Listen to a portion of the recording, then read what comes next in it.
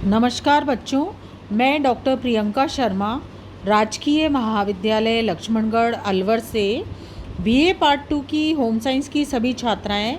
हम इस समय पढ़ रहे हैं पेपर 2 का चैप्टर वस्त्र निर्माण। पिछली क्लास में हमने पढ़ा था कि वस्त्र निर्माण के लिए करघे को काम में लिया जाता है और करघे के अंदर कौन कौन से भाग होते हैं जिनकी सहायता से वस्त्र निर्माण की बुनाई प्रक्रिया करी जाती है। बुनाई की अलग अलग अवस्थाएं होती हैं। करघे द्वारा ताने के धागों से बाने के धागों को फंसाकर शीघ्रता से वस्त्र बुन लिया जाता है। यह वस्त्र निर्माण प्रक्रिया अत्यंत तीव्रता से होती है, परंतु वस्त्र निर्माण करते समय करघे में कई क्रियाएं एक साथ एक ही समय करघे के अलग अलग भाग द्वारा संपादित होती हैं। सबसे पहली अवस्था होती है शेडिंग। शेडिंग का अर्थ है शटल को गुजारने के लिए रिक्त स्थान बनाना।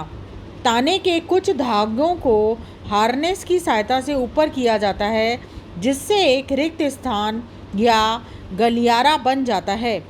शटल को इन्हीं बीच के गलियारों से गुजारा जाता है, जिससे बाने के धागे की भराई ताने के धागे में हो जाती है।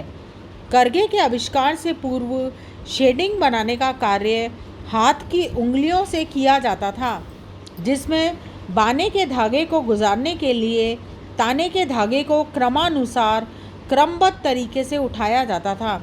साधारण बुनाई के लिए कम से कम 2 हार्नेस होते हैं। इन दोनों हार्नेसों में अलग अलग ताने के धागे होते हैं। विषम और जटिल बुनाई के लिए हार्नेसों की संख्या ज़्यादा होती है। दूसरी अवस्था होती है पिकिंग। वस्त्र बुनाई प्रक्रियाओं में हार्नेसों की मदद से ताने के धागे को ऊपर उठाया जाता है, जिससे शेड बन जाती है। इसी शेड से होकर शटल दाईं ओर से बाईं ओर जाती है और बाने के धागे ताने के धागे में फंसकर बुन लिए जाते हैं। अतः शटल के एक छोर से दूसरे छोर पर पहुंचने पर एक पंक्ति बुन ली जाती है। इसी एक पंक्ति को बुनने को एक पिक कहते हैं। जब शटल वापस बाईं ओर से दाईं ओर अपने स्थान पर वापस लौटती है, तो दूसरा हार्नेस ऊपर उठकर शटल के लिए शेड बना देता है और शटल वापस अपने स्थान पर लौट आती है, जिससे दूसरी पंक्ति बुन ली जाती है। इसे दूसरा पिक कहते हैं। इस प्रकार दोनों पिक के पूरा होने पर वस्त्र की 2 पंक्तियां बुन ली जाती हैं और शटल अपनी पूर्व निश्चित स्थान पर वापस आ जाता है। वस्त्र को पंक्ति दर पंक्ति बुनना ही पिकिंग कहलाता है। बैटनिंग। ताने के धागे में बाने के धागे की एक पंक्ति बनकर तैयार होती है, तो बैटनिंग की क्रिया होती है। इस क्रिया में रीढ़ शीघ्रता से गति करके बाने के धागे को ताने के धागे से सटाकर ठीक से ठोक देता है। इसी क्रिया को बैटनिंग या ठोकना कहते हैं।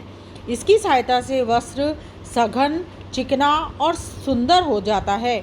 लपेटना और छोड़ना। बुने हुए वस्त्र को लपेटना और ताने के धागे को हल्का सा ढीला छोड़ना, ये दोनों क्रियाएं लपेटना और छोड़ना एक साथ एक ही समय पर संपन्न होती हैं। यह वस्त्र निर्माण की अंतिम क्रिया है। पिकिंग और बैटनिंग के पश्चात वस्त्र की एक पंक्ति बुनकर तैयार हो जाती है।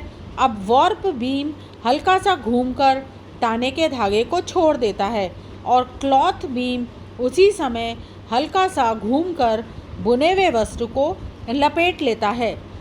इस प्रकार ये दोनों ही क्रियाएं इतनी तीव्रता और कुशलता से सावधानीपूर्वक होती हैं कि ताने के धागे ठीक उसी प्रकार तने हुए दिखाई देते हैं जैसे पहले दिखाई दे रहे हैं। इस तरह से ये चारों अवस्थाएं पूरी निर्माण प्रक्रिया में क्रमबद्ध तरीके से पुनरावृत्ति इनकी होती रहती है, जिससे वस्त्र निर्माण होता जाता है।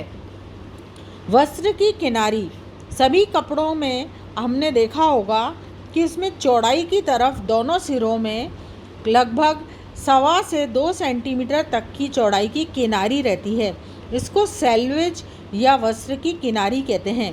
किनारी से वस्त्र दोनों सिरों से मजबूती से बंधे रहते हैं।